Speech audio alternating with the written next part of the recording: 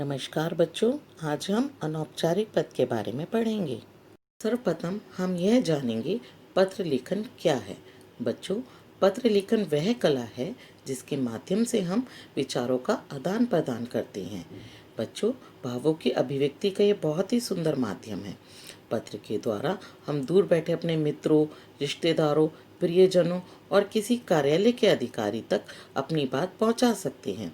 बच्चों, जैसा कि आप जानते ही हैं, वर्तमान में इंटरनेट, ईमेल और व्हाट्सएप जैसे दूरसंचार के अनेक साधन आ गए हैं, लेकिन पत्रों का आज भी विशेष महत्व है।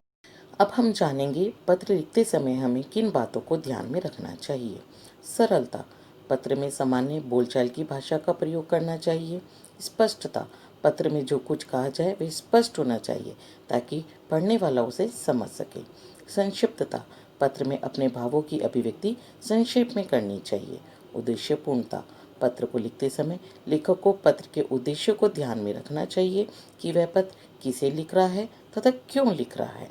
लेखन शैली, लेखन बहुत ही प्रभावशाली और सुंदर होना चाहिए। हमें विराम चिन्हों का भी उचित ध्यान रखना चाहिए। अगर हम उचित विराम चिन्हों का प्रयोग नहीं करेंगे तो हो सकता है पत्र अपना अर्थ बदल दे। बच्चों, पत्र मुख्यतः दो प्रकार के होते हैं, औपचारिक पत्र और अनौपचारिक पत्र। औपचारिक पत्र, इन्हें व्यावसायिक अथवा कार्यालयीय पत्र भी कहा जाता है। इन पत्रों का संबंध किसी व्यक्ति से नहीं वरन पद से होता है, इसी कारण इन्हें औपचारिक पत्र कहा जाता है। इन पत्रों में तथ्यों और सूचनाओं को अधिक महत्व दिया जाता है, जैसे प्रार्थना पत्र, संपादकीय पत्र, शिकायती पत्र या कार्यालय संबंधी पत्र। बच्चों, अब हम अनौपचारिक पत्र के विषय में जानेंगे। यह पत्र हम अपने मित्रों और संबंधियों को लिखते हैं। इन पत्रों में हमारी व्यक्तिगत बातें होती हैं। अपने मन के भावों और विचारों को हम एक दूसरे के साथ बांट सकते हैं, इसीलिए तो हम इन्हें व्यक्तिगत पत्र कहते हैं। यह पत्र हम अपने माता पिता, भाई बहन, रिश्तेदारों तथा अपने मित्रों को लिखते हैं। बच्चों, अब हम अनौपचारिक पद के अंगों के विषय में जानेंगे। अनौपचारिक पद के मुख्यतः 7 अंग होते हैं। पत्र लेखक का पता, दिनांक, संबोधन, अभिवादन के वाक्य, विषय वस्तु, समापन निर्देश और पत्र लेखक का नाम। अब हम यह जानेंगे कि पत्र में हम संबोधन, अभिवादन एवं समापन के लिए किन शब्दों का प्रयोग कर सकते हैं। यदि पत्र आप अपने से बड़े व्यक्ति को लिख रहे हैं तो आप संबोधन में लिखेंगे आदरणीय, माननीय। अभिवादन में आप लिख सकते हैं सादर प्रणाम, सादर चरण स्पर्श। समापन में आप लिख सकते हैं आपका स्नेहकांक्षी, आपका प्रिय। यदि पत्र आप अपने मित्र को लिख रहे हैं तो आप संबोधन में लिखेंगे स्नेही या प्रिय।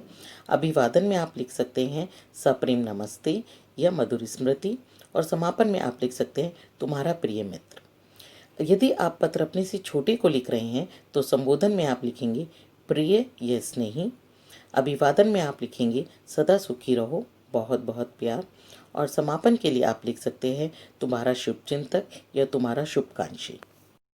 बच्चों, यहाँ पर अनौपचारिक पद का एक प्रारूप दिया गया है। आप देखेंगे कि बाईं तरफ हम सबसे पहले लिखेंगे पत्र भेजने वाले का पता, उसके बाद दिनांक, उसके बाद संबोधन। यदि आप पत्र अपने दादाजी को लिख रहे हैं तो आप लिखेंगे आदरणीय दादाजी। अभिवादन में आप लिख सकते हैं सादर चरण स्पर्श, फिर आप अपना संदेश लिख देंगे और नीचे आप लिखेंगे अपना संबंध, जैसे आपका पोता, और अंत में आप अपना नाम लिख देंगे। बच्चों, आशा करती हूँ कि इस वीडियो के द्वारा आपको यह समझ में आ गया होगा कि हम अनौपचारिक पद कैसे लिख सकते हैं। धन्यवाद।